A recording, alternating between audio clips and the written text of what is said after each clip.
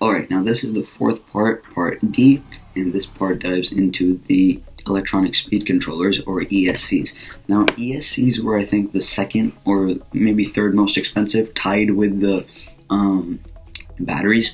And what they do is they take power from a power source, so like the battery or the PDB, and they take that power that goes in. They also have a wire connected to the brain, the flight controller, and the flight controller gives them a command.